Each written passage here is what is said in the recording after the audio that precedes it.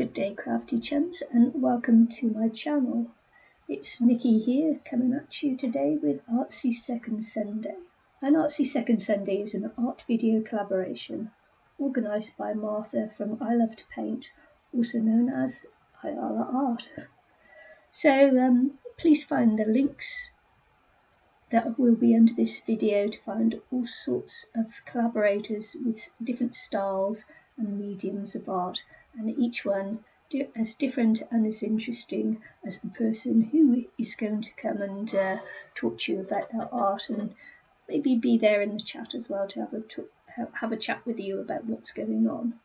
So what I'm doing today is the second Sunday Hug Your Cat, and Hug Your Cat Day is on June the 4th, but I don't need a special day to hug my cat. I hug my cat every day. I mean, if you talk to me, I will always be having that cat on my lap and you'll be giving me cuddles. So what I've done here is I'm using an index card, or as they sometimes called index art cards. And the index cards that I use are 3 inches by 5 inches, and you can get them 4 by 6 or 5 by 7. They just come in all different sizes and different colours. So what I'm doing here is just gluing down some magazine papers and book papers. And did I use anything else? I don't know. It might just be magazine and book paper. I can't remember now. It's taken me a little while to get this all together. So yeah, magazine and book paper. And I've lost the flow. Where was I? Oh yes. And I'm gluing it down with Mod Podge, just because I can. It's a school glue. White school glue is also good for this as well, because I will be painting over it. But before I paint over it, I am going to put some clear gesso on here as well. Oh right, no, but first I'm going to be using some white gesso, just to go over the edges, to knock back the carrelage a little bit. It's not really necessary with what I end up doing, because now I'm going to dry this and maybe not, and then go straight for the clear gesso over the top, just to give it a little bit of gritty ground for the acrylic paint to go over. It actually turned out I did it clear gesso because I thought I was going to allow the background to show through, but as it turned out that's not what I did, but you'll see how it goes later on as well. So I used clear gesso to go over the top of it, and as I say, I changed my mind a couple of times as I went through this, so it's hard to remember actually. So this is the I say clear gesso, but it's a ground for pastels, but you can use it like clear gesso. So I don't actually have any clear gesso, but yeah. And I think I used a Stabilo oil to draw out the figure of my cat, because I was going to use a different technique on this. I was going to use watercolour, but I ended up using acrylic paint, and I was going to use watercolour with gesso to do the blending in of it with the Stabilo oil, and it gives a nice effect. But that's not what I ended up doing. Yeah, I changed my mind a couple of times on this.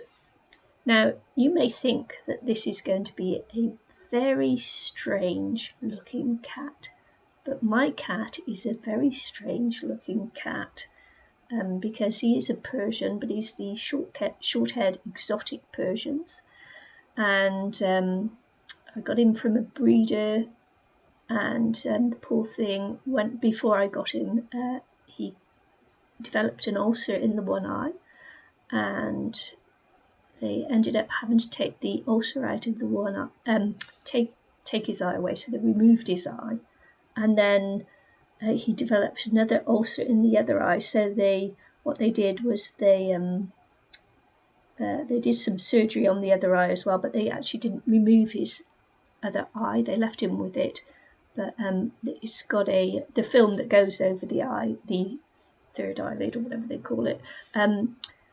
It's scarred, and so it's all white. It's white over his eye where they did the surgery. And it doesn't hold him back, but one of the adaptations that he has now is that he has got very long whiskers and very long eyebrows. So, of course, as you know, the cats uses their whiskers to sense where they are in whether they can squeeze through little holes or not. So their whiskers are another way that they feel and touch things and that. So, yeah, I love my cat, even, he's a disabled cat in the fact that with his eyesight. But he's a very affectionate cat and just loves to be sat on your lap and, going to sleep and giving you cuddles. And yeah, it's very affectionate and I love him to pieces.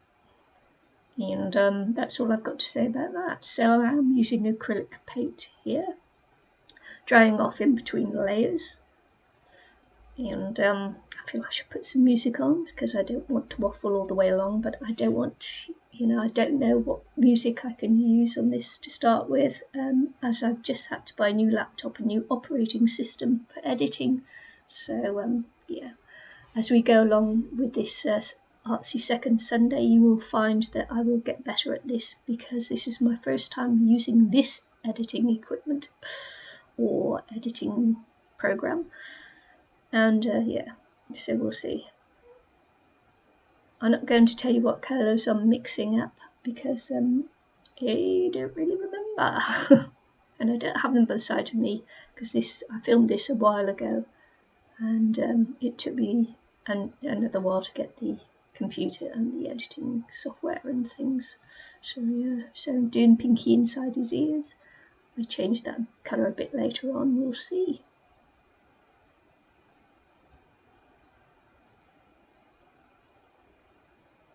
He does have a little bit of a grumpy look, but that's his face. Moves his face to a D.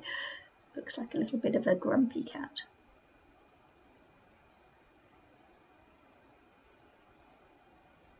So I'm here putting in stripes and shading and things. He is a bit yellowy on there, but you know how it goes. You can actually use any colours you want because it's your painting and you can do what you want. I did go over his nose several times because I didn't quite get it how I wanted it to look. And so, as you can see on the as you look at the screen on the left side, his eye looks like he's winking. But he's not winking; he just doesn't have an eye there. It's all sewn up very nicely, and it's just all fur and eyebrows. And he does have a white muzzle. In a dog, you call it a muzzle. I don't know what you call it in a cat. I should actually look that up and find it out, really, shouldn't I?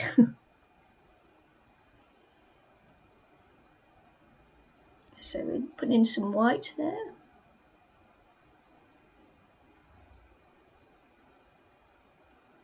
I do make his under mouth chin area a little bit bigger because in reality he's a chunky boy.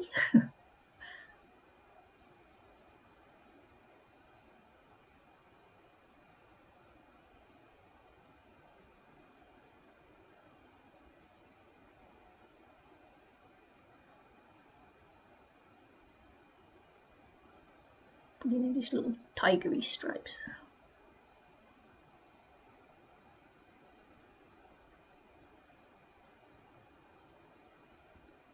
And when I put the whiskers and that on, you may think, oh my gosh, they are very long. But that's how he's developed to see his way around.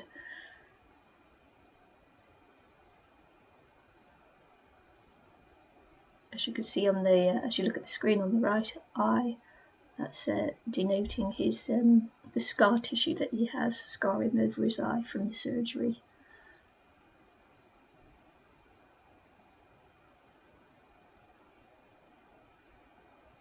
If you like my video, please do leave me a kind comment, and maybe a thumbs up would be nice as well. And don't forget to subscribe to my channel if you've not already done so. It would really help me and help the others who are in this video hop as well. So there, I'm just doing a background colour. As I said, I thought I was going to leave it so that you could see the papers and that, but I decided not to in the end. And so just went, with a coloured background there.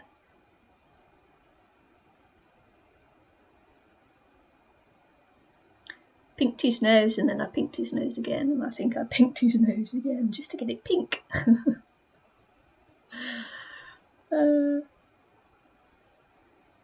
I really enjoyed actually doing this painting of my cat. I've done several paintings of my cat over the last year or so, but I usually do it in watercolour, so this is the first time I've attempted in acrylics, I believe, because I quite like watercolour as well. Here I am just using my cat's tongue to style a brush, that is cat's tongue, to do painting my cat's ears. And then, just make him a little bit more fluffy around where he is fluffy in real life. And that's why I did the background, because I know that when I put his whiskers in, I would need it a little bit darker and that, so you'd be able to see the whiskers going in.